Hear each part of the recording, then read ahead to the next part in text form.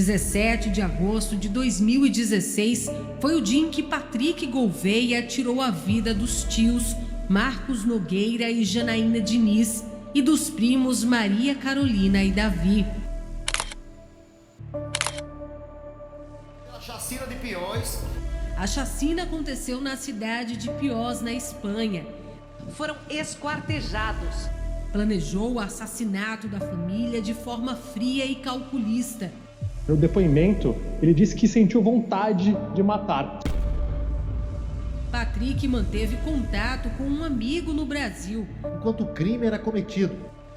A mulher e as 2 crianças já foram pro saco. Só estou esperando o 4º membro. Quando tinha 16 anos, Patrick já havia cometido um crime.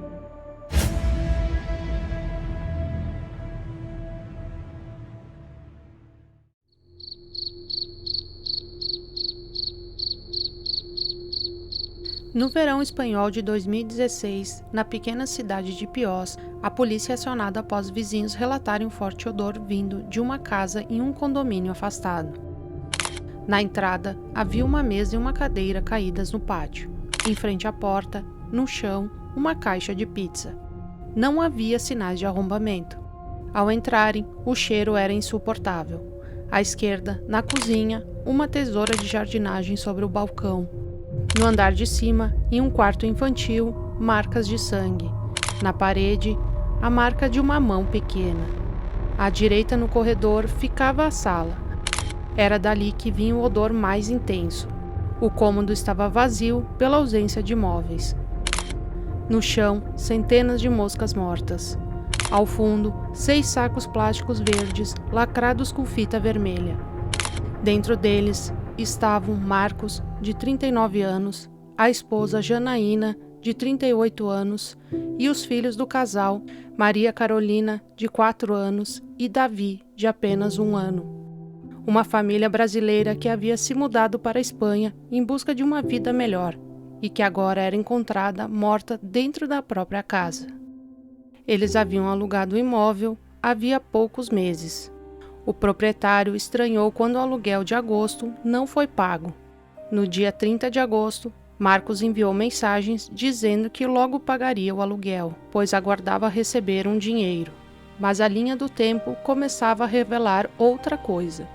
Um vizinho relatou ter ouvido um grito no dia 15 de agosto.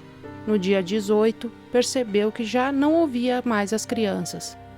O entregador deixou pães e foi recebido por Janaína no dia 16. No dia seguinte, deixou a encomenda na entrada. No dia 18, porém, os pães do dia anterior continuavam exatamente no mesmo lugar. A companhia de energia informou que no dia 17 de agosto, após as 23 horas, o consumo caiu drasticamente. Naquela mesma noite, Janaína falava ao telefone com uma tia. Disse que alguém tocava a campainha. Estranhou, pois não conhecia ninguém ali. Falou que iria atender e retornaria a ligação, mas nunca retornou. Nas primeiras horas de investigação, a polícia estimou que as mortes ocorreram entre 17 e 18 de agosto. A única coisa que não encaixava era a mensagem enviada por Marcos no dia 30. Isso indicava que alguém poderia estar usando o celular dele. O crime rapidamente dominou a imprensa da Espanha e também do Brasil. Um casal brasileiro e seus 2 filhos, de 1 e 4 anos, foram encontrados esquartejados. 4 corpos esquartejados, lacrados em sacos plásticos. Quem teria motivos para matar o casal de paraibanos? As vítimas eram brasileiros, que teriam alugado a residência há pouco tempo.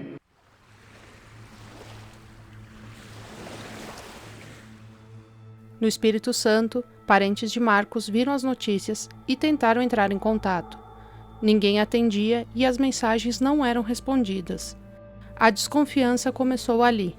Depois veio a confirmação. As vítimas eram Marcos, Janaína e os 2 filhos do casal. Enquanto isso, a mídia especulava. Uma das linhas de investigação é que tenha ocorrido acerto de contas. Enquanto as autoridades trabalham com a hipótese de acerto de contas ligado ao tráfico de drogas.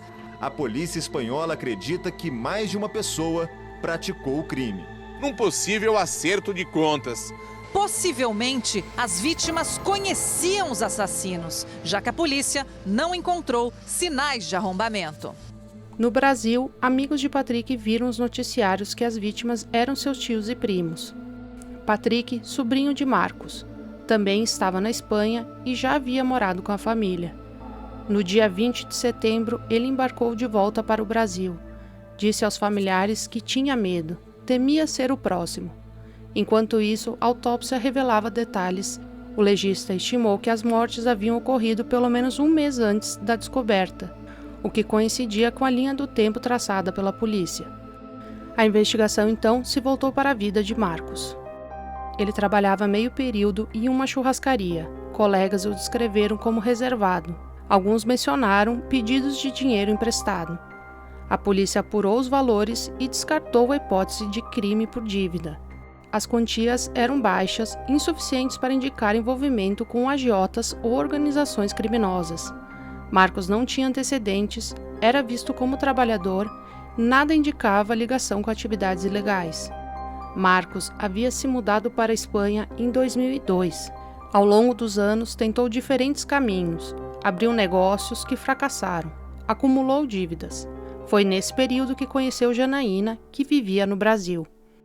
Eles começaram a namorar em 2012. Antes de completarem 1 ano juntos, decidiram se casar. Janaína já estava grávida de Maria Carolina quando oficializaram a união. Pouco tempo depois, o casal decidiu recomeçar na Europa. Já na Espanha, nasceu o segundo filho, Davi. Era uma tentativa de nova fase, mas a realidade era dura. Apenas Marcos trabalhava fora. Sustentava a esposa, os 2 filhos, pagava aluguel e ainda quitava dívidas antigas. O casal mantinha contato com familiares no Brasil, embora às vezes passassem até 1 mês sem dar notícias. Por isso, quando o silêncio se prolongou, ninguém estranhou imediatamente. Durante a investigação, a polícia descobriu a existência do 5º membro da família na Espanha, Patrick. Ele morava em Madrid, dividindo apartamento com colegas. A polícia descobriu que Patrick havia deixado a Espanha às pressas logo após a descoberta dos corpos.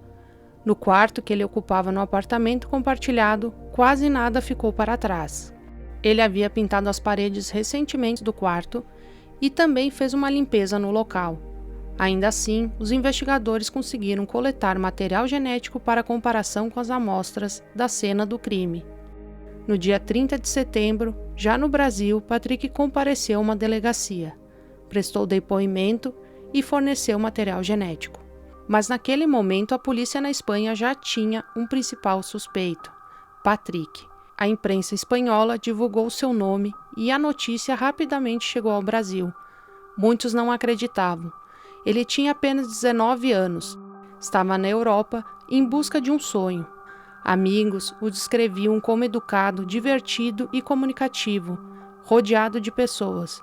Chamava atenção pela aparência, mas por trás da imagem aparentemente comum havia algo que poucos sabiam. Na adolescência, Patrick já havia cometido um crime.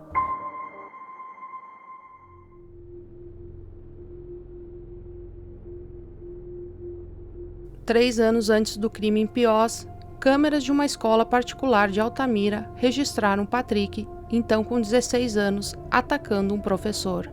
Patrick tirou uma faca da mochila, agarrou o professor pelo pescoço e desferiu 2 facadas, uma delas no pescoço. Foi contido pelos colegas e permaneceu calmo. Era a 3ª escola por onde passava. Nas anteriores já havia apresentado problemas de comportamento. Havia relatos de que levava uma faca para a escola e também enfrentava problemas com bebida. O juiz do caso determinou internação provisória. Pouco tempo depois, a internação foi convertida em liberdade, sob a condição de vigilância dos pais. Patrick passou a frequentar acompanhamento psicológico e, segundo relatos, tratava-se de um impulso da juventude, algo que ele nunca mais faria. Já os pais demonstravam uma grande preocupação, tinham consciência da gravidade do que havia acontecido. Aos amigos, Patrick dizia que sofria bullying por parte do professor.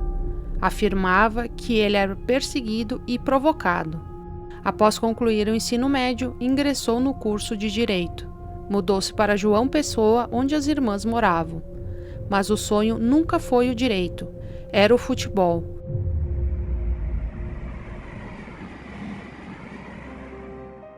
Em 9 de outubro de 2015, decidiu ir para a Europa mesmo contra a vontade da família. Passou cerca de 5 meses em Londres tentando oportunidades, mas não deu certo.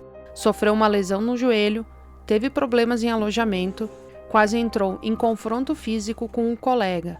Frustrado, pediu ajuda para ir a Portugal. Lá, entregou o dinheiro a um suposto olheiro que prometia oportunidades no futebol.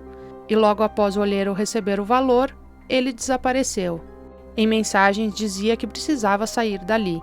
Afirmava que poderia acabar matando aquele homem. Diante da situação, pediu ajuda novamente para ir à Espanha, para a casa de seu tio Marcos.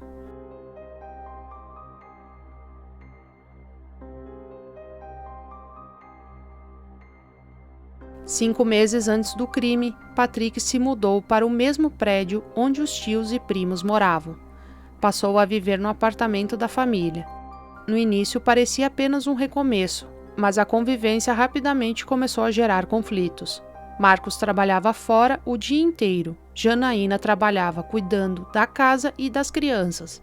Patrick passava a maior parte do tempo trancado no quarto. Saía apenas para comer ou usar o banheiro. Segundo o relato, circulava pelo apartamento apenas de cueca, algo que causava desconforto. Passando o dia na biblioteca olhando o vídeo, e Patrick chegando, eu tô com fome, não tem nada preparado pra mim, a Janaína preparava comida pra ele. Não ajuda em casa, não ajudava a Janaína a lavar o prato dele ele lavava. E toda vez que ele ia defecar, ele não dava descarga, deixava a merda lá pra mulher, ou eu, ou Janaína, dar a descarga. Cerca de um mês depois, Marcos avisou que os pais de Patrick estavam na Espanha e queriam visitá-lo. Eles foram até o apartamento e Patrick não reagiu bem. Não recebeu só aqui, tratou só mal, porque se eu estivesse em casa e tivesse visto ele tratar como ele tratou, eu tinha dado uma surra nele, ou tinha botado ele pra fora, ou ele falava, entende? Também precisa, tá na hora de Patrick levar uma prensa. Ele evitava os pais, quase não falava com eles, e as informações sobre sua vida chegavam à família por terceiros. Em junho, os conflitos se intensificaram. Marcos passou a demonstrar desconfiança. Segundo testemunhas ouvidas no julgamento, ele acreditava que Janaína e Patrick poderiam estar tendo um caso.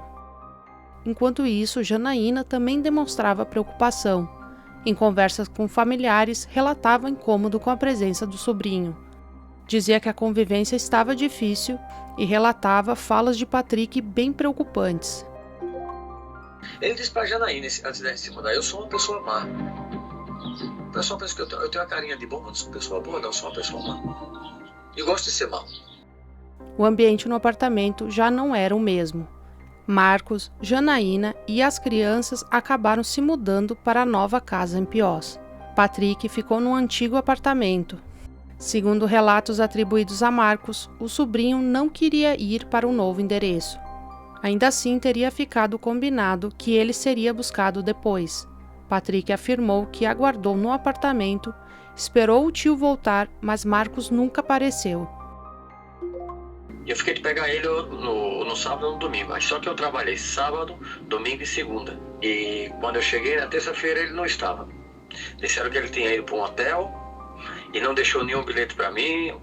Aí liguei segunda e terça para ele. Todo dia mandei uma mensagem de voz para saber onde ele estava. Ele não me contestou, estava com o telefone apagado, como se tivesse assim bloqueado para não receber minha chamada. Patrick me decepcionou muito. O Patrick que a gente conhecia aí no Brasil, já não tem nada. Mas é um rapaz de 20 anos hoje. Ele está decidindo o que é para a vida dele. Ele chega na internet, ele vai de festa, ele vai jogar o futebol dele. Dorme até tarde. Aí eu ligo para ele, não me atende, eu também não vou atrás não. Ele é maiorzinho, o François tá mandando ele para ele. Que eu recebo numa boa, jamais vou deixar ele na rua, nem deixar ele faltar comida para ele. Só que Patrick, ele complicou a vida dele. A polícia responsável pelo caso concedeu uma coletiva de imprensa. Foi revelado que Patrick pegou um ônibus no dia 17 de agosto, a 1h da tarde, com destino à casa dos tios em Piós. Ele só retornou no dia 18 de agosto, às 7 horas da manhã. Testemunhas que utilizavam regularmente aquela linha reconheceram Patrick. Disseram que ele estava com uma mochila e carregava uma caixa de pizza. O sinal do celular dele também apontava a presença em Piós nas datas do crime. Além disso, o DNA de Patrick foi encontrado em diversos pontos da cena, em uma faca, na caixa de pizza, em lençóis, nos sacos plásticos e nas fitas utilizadas para amarrar os sacos onde os corpos foram encontrados. A essa altura, faltava apenas uma coisa: fazer Patrick retornar à Espanha para esclarecer os fatos. Um mês depois, Patrick se entregou às autoridades na Espanha.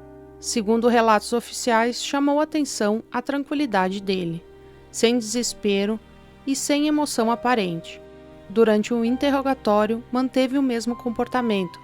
Falava de forma controlada, descrevia os acontecimentos com frieza, mas quando questionado sobre como executou os assassinatos, dizia não se lembrar. Reconstrucción de escena del crimen de Piós. Patrick Nogueira, autor confeso del cuádruple crimen, llegaba esta mañana al chalet en el que fueron asesinados sus tíos Marcos y Janaína y los hijos de 4 y 1 año de la pareja. Enquanto isso, no Brasil, uma nova peça começava a mudar completamente o rumo da história. Prints de conversas entre Patrick e seu amigo Marvin passaram a circular em um pequeno grupo de pessoas. Eram mensagens que detalhavam o que havia acontecido dentro daquela casa em Piós. Ali estavam descrições, relatos e imagens do crime cometido por Patrick. O diálogo a seguir foi reconstruído a partir de prints e relatos oficiais. As palavras podem não ser exatamente as mesmas, mas o conteúdo segue o que consta nos registros do caso. Eu matei a minha família. Você acredita nisso? Tive que cortar no meio, porque não cabia nos sacos.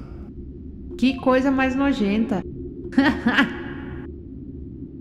A mulher e as 2 crianças já foram pro saco. Já estão guardadas e a casa tá limpa.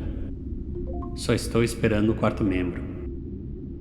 Ah, claro, você matou todos menos ele. Cara, não estou sentindo nada. Você é um psicopata. Eu usei aquelas tesouras gigantes de cortar galhos e mesmo assim não foi. Mas você fez como? Queria imaginar a cena, você chegando para matar. Cheguei com 2 pizzas. O que ela disse? Nada. A minha faca estava cortando a garganta dela. Foda, as crianças gritavam. O legal é que eles não correram, eles ficaram parados. Quem você esfaqueou primeiro? A mulher. Depois a menina de 3 anos, depois o menino de 1 ano. Ah, eu pensei que não eram tão pequenos. O filho de 1 ano já falava algumas palavras, mas naquele momento ele não disse nada. Seu tio vai demorar muito para chegar?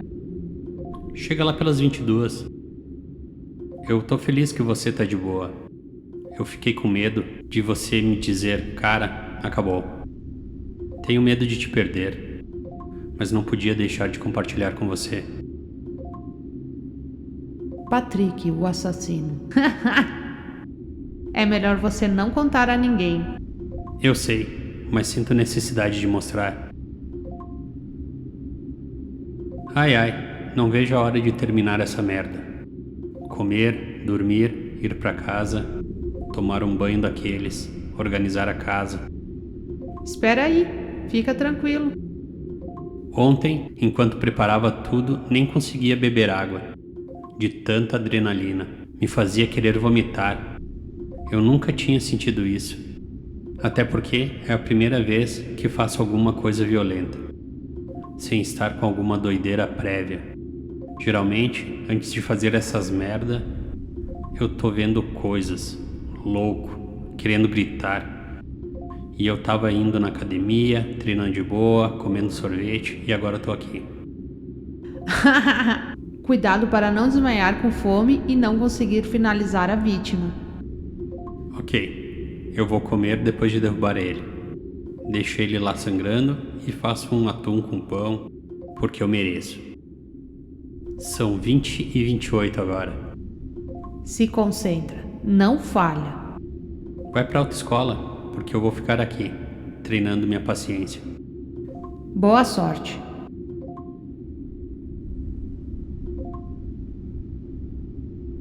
Olha! Onde você apunhalou ele? Pescoço. Ele matei de frente, olhando nos olhos dele. Agora vem o melhor, esquartejar. Que nojento! As pessoas são assim quando morrem. Pelo menos quando são assassinadas. Não existe nada bonito, apenas derrota. Horrível. Isso vai demorar um tempinho. Tô pensando se saio sem ninguém me ver ou se deixo os corpos ou se tento enterrar. Pense em quem pode perceber o desaparecimento. Os corpos começam a feder depois de uns dias. Eu já pesquisei isso. Eu envolvi cada corpo com 4 sacos e coloquei fita adesiva para o saco não se romper. E você vai ficar por onde? Tem câmera em algum lugar que você passou? Vou ficar aqui na casa até 6h20, porque 6h55 passa o busão. Passei pela entrada que tem segurança, mas não tinha câmera e nem segurança. Você acabou?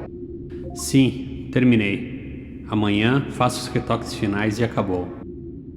Vou falar com o dono da casa daqui a alguns dias e dizer que ele está devendo dinheiro para um credor. Tô indo pegar o ônibus. Beijos, Marvin.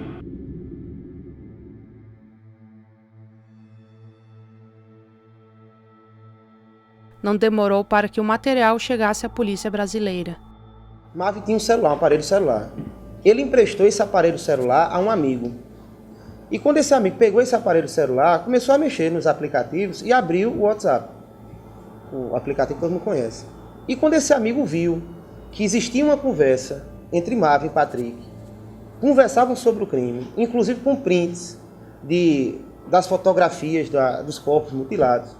Aí quando, assim, porque não sabia do tamanho da brutalidade que o seu amigo poderia agir. E até porque ele disse também que não existia indício de nenhum tipo de empatia, nenhum tipo de doença mental, que ele já conhecia Patrick há 2, 3 anos, e não acreditava que ele fosse cometer tal barbárie. Então, quando Patrick começou a enviar, está acreditando em mim não, e começou a enviar as fotos, ele fazendo como se fosse um selfie com os corpos mutilados ao lado, aí ele começou a acreditar e viu realmente a seriedade da conversa. Aí parou? Não parou, continuou. A Polícia Federal concluiu que não havia elementos suficientes para responsabilizá-lo. O entendimento foi que Patrick já estava determinado a cometer os assassinatos, que Marvin não participou do planejamento e não tinha envolvimento direto nas mortes. Marvin passou 5 anos utilizando tornozeleira eletrônica e em 2021 foi absolvido.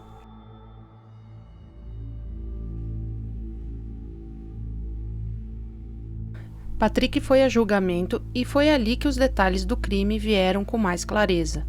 No dia 16 de agosto, Patrick já estava determinado a cometer o crime. Ele havia planejado tudo com antecedência. Levou uma faca, comprou sacos plásticos e a fita adesiva. Comprou uma pizza sob o pretexto de fazer uma visita amigável, pegou o ônibus e seguiu até a casa da família. Quando chegou à residência 594, em Piós, quem atendeu foi Janaína, que estava ao telefone com a tia. Eles se sentaram do lado de fora e Patrick, Janaína e as crianças comeram a pizza juntos. Depois todos foram para a cozinha. Enquanto Janaína lavava a louça, Patrick aproveitou o momento e desferiu um corte em sua garganta. Em seguida, atacou Maria Carolina e depois Davi. Ele esquartejou o corpo de Janaína e o colocou em 2 sacos que havia levado. Fez o mesmo com as crianças. Enquanto cometia o crime, trocava mensagens com Marvin. Depois, limpou o local. Aguardou por Marcos. Quando ele chegou, foi recebido por Patrick e atacado logo na entrada. Marcos também foi esquartejado e colocado nos sacos, que ficaram no canto da sala. Nenhuma das vítimas teve tempo de reagir. Foram assassinadas de forma cruel por alguém que já havia decidido friamente que tiraria aquelas vidas. Patrick foi condenado por homicídio qualificado pela morte de Janaína, 25 anos de prisão perpétua, homicídio qualificado pela morte de Marcos, prisão perpétua sem possibilidade de revisão, e 2 homicídios qualificados com requinte de crueldade contra as crianças. Pegou prisão perpétua sem possibilidade de revisão. Ele se tornou o único condenado na Espanha a ter 3 penas de prisão perpétua. Além das vítimas que perderam a vida, há também os que sobreviveram, familiares que passam a conviver para sempre com o peso de um crime cometido por alguém que fazia parte da própria família. Bom, esse foi o vídeo de hoje. Se cuidem e até logo.